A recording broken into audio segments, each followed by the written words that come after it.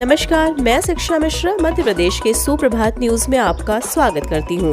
दोस्तों, मध्य प्रदेश की तमाम फटाफट खबरों को जानने के लिए हमारे चैनल को सब्सक्राइब जरूर करें। साथ ही कमेंट सेक्शन में जरूर बताएं कि आप मध्य प्रदेश के किस जिले से हमारे न्यूज को देख रहे हैं। तो चलिए शुरू करते हैं खबरों को, जानते हैं आज के मुख्य समाचार। 10वीं 12वीं छात्रों के लिए जरूरी खबर, जून में होगी पूरक परीक्षा, ये नहीं हो सकेंगे शामिल। मध्य प्रदेश माध्यमिक शिक्षा मंडल भोपाल के छात्रों के लिए बड़ी खबर है। 10वीं और 12वीं की परीक्षा में फेल छात्रों के सप्लीमेंट्री एग्जाम के लिए रजिस्ट्रेशन प्रक्रिया जारी है और इसकी लास्ट डेट 21 मई है। खास बात यह है कि बेस्ट 5 पद्धति के तहत यदि कोई छात्र एक विषय में फेल होता है और उसका परीक्षा उत्तीर्ण घोषित किया गया है, ऐसे में यदि छात्र अनुत्तीर्ण विषय की पूरक परीक्षा देना चाहे तो उसी सत्र की पूरक परीक्षा में शामिल हो सकते हैं, लेकिन इसलिए उन्हें फॉर्म भरना होगा। वहीं वर्ष 2022 की पूरक परीक्षा में किसी छात्र को बिना ऑनलाइन आवेदन भरे परीक्षा में सम्मिलित नहीं कराया जाएगा। शासन की योजना से मिलेगा 5 लाख रुपए तक का लाभ।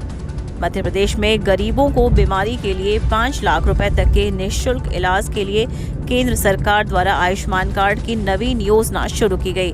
इसके तहत राज्य शासन द्वारा सभी जिला कलेक्टरों को हितग्राहियों के आयुष्मान कार्ड बनवाने के निर्देश दिए गए। हालांकि सीएम निर्देश का पालन करते हुए एक तरफ जहां कई जिले इस मामले में बेहतर प्रदर्शन कर रहे हैं, वहीं राजधानी समेत 7 जिलों की हालत खस्ता है। भोपाल संभाग के तहत आने वाले जिलों ने आयुष्मान कार्ड बनाने में तेजी दिखाई है। वहीं उन जिलों में कार्ड के फर्जीवाड़ा भी राजधानी के मुकाबले बहुत कम है, जबकि गुणवत्ता की बात की जाए तो इसमें राजधानी सहित कई जिले बेहद पिछड़े हुए हैं। 5 मई को जारी एक रिपोर्ट में आयुष्मान भारत कार्ड का बड़ा खुलासा हुआ। सीएम राइज स्कूलों का स्तर निजी स्कूलों से हो बेहतर, शिवराज सिंह चौहान। मध्य प्रदेश के मुख्यमंत्री शिवराज सिंह चौहान ने कहा कि सीएम राइज स्कूलों में पढ़कर बच्चे मेरिट में आए, इसके लिए कोई कमी ना छोड़ी जाए। सीएम चौहान मंत्रालय में प्रदेश में बन रहे सीएम राइज स्कूलों की समीक्षा बैठक के दौरान यह निर्देश दिए। उन्होंने कहा कि प्रदेश में बनाए जा रहे सीएम राइज स्कूलों का स्तर निजी स्कूलों से बेहतर हो, इसके सुनिश्चित प्रयास किए जाएं।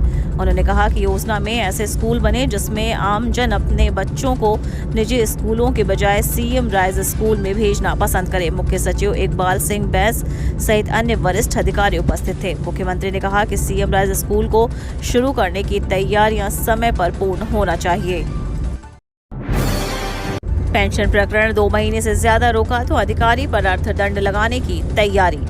मध्य प्रदेश सरकार पेंशन से जुड़े नियमों में बदलाव करने जा रही है। अब सेवानिवृत्त होने के तत्काल बाद किसी अधिकारी या कर्मचारी के पेंशन प्रकरण को अंतिम रूप देने में विलंब हुआ तो संबंधित अधिकारी से अर्थदंड वसूला जाएगा।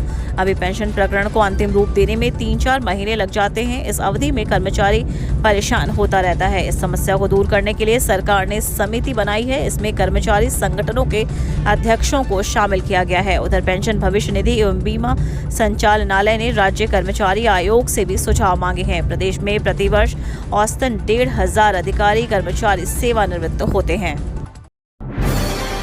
इंदौर एयरपोर्ट पर यात्रियों को मिल सकेगी ड्यूटी फ्री विदेशी शराब।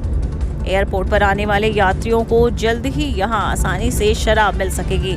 एयरपोर्ट अथॉरिटी द्वारा यहां शराब की दुकान खोलने के लिए टेंडर जारी किए गए हैं। इसी माह टेंडर फाइनल किए जाएंगे। संभवतः 1 से 2 माह में शराब दुकान खुल जाएगी। विमानतल से मिली जानकारी के अनुसार 2019 में पहली बार यहां से अंतर्राष्ट्रीय उड़ान शुरू होने के बाद से ही यहां ड्यूटी फ्री शराब दुकान खोले जाने की मांग की जा रही थी।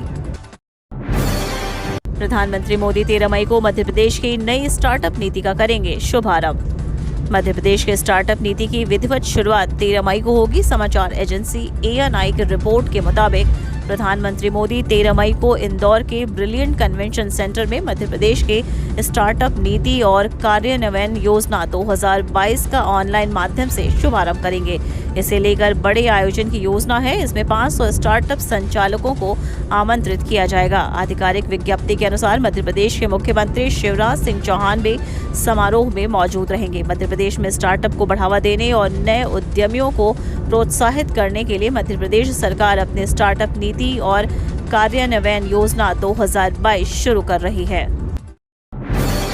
उच्च शिक्षण संस्थानों में लाडली लक्ष्मी के प्रवेश पर पूरी फीस देगी मध्य प्रदेश सरकार।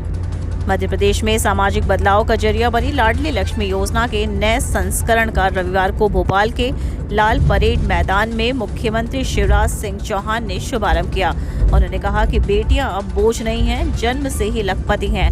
अब IIT, IIM सहित अन्य उच्च शिक्षण संस्थानों में पढ़ाई के लिए लाडली लक्ष्मी की पूरी फीस सरकार भरेगी।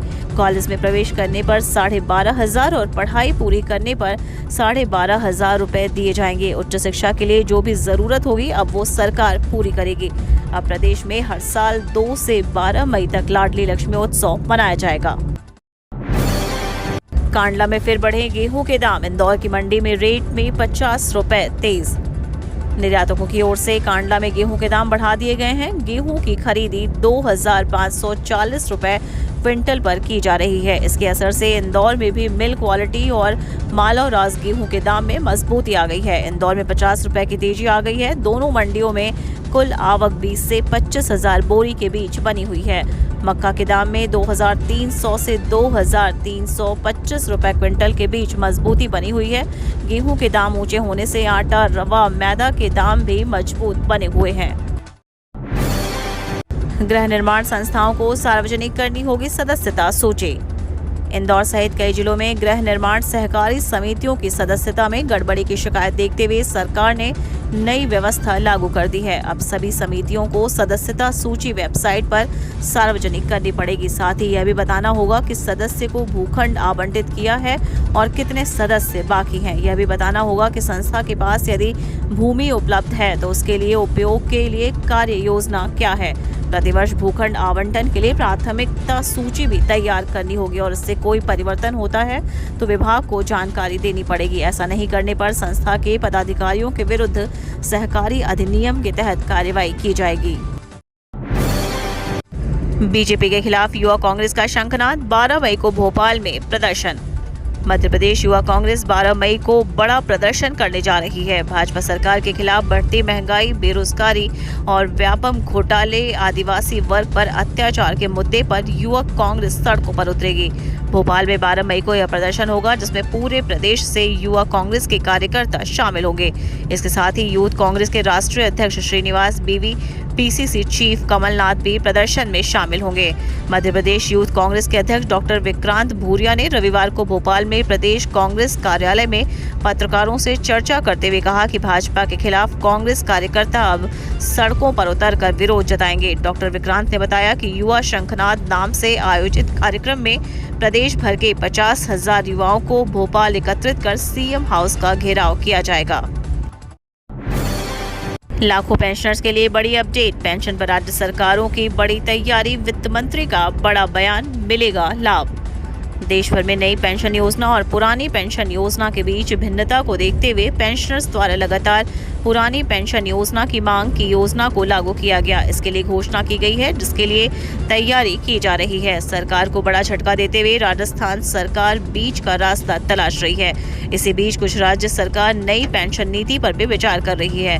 इस नई पेंशन नीति में आंध्र सरकार ने GPS की तैयारी की है। वहीं दक्षिणी 2 राज्यों में नई पेंशन नीति तैयार करने पर विचार किए जाने के बाद एक बार फिर से नई पेंशन योजना और पुरानी पेंशन योजना के बीच मध्यस्थता को लेकर चर्चा तेज हो गई है, जिसका लाभ पेंशनर्स को मिल सकता है। वहीं इस नवीन पेंशन योजना में कर्मचारियों को स्थायित्व देने की भी तैयारी की जा रही है।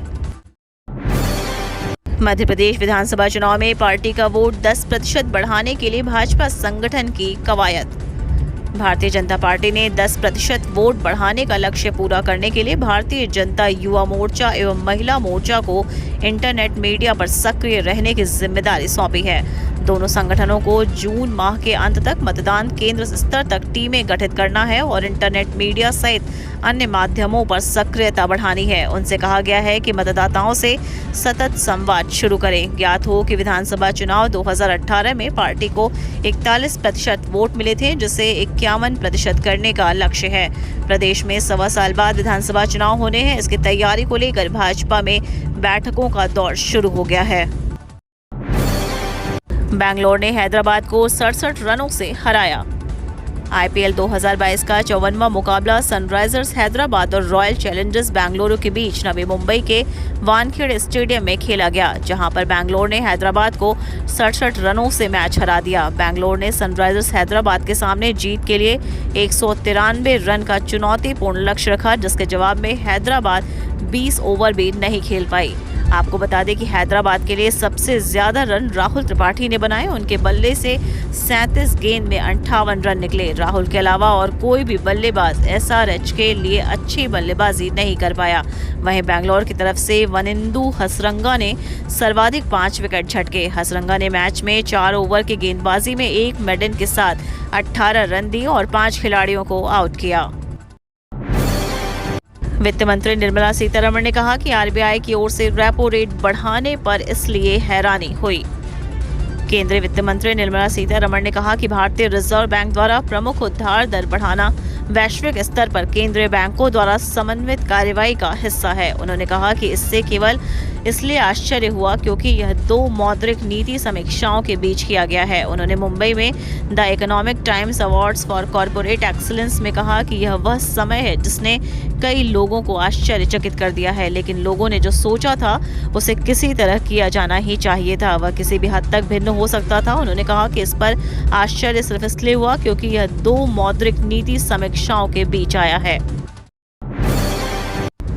पश्चिमी हवा से तपना शुरू हुआ मध्य प्रदेश, लू की भी वापसी। मौसम प्रणालियों का असर खत्म होते ही प्रदेश में एक बार फिर गर्म पश्चिमी हवाओं ने जोर दिखाना शुरू कर दिया है।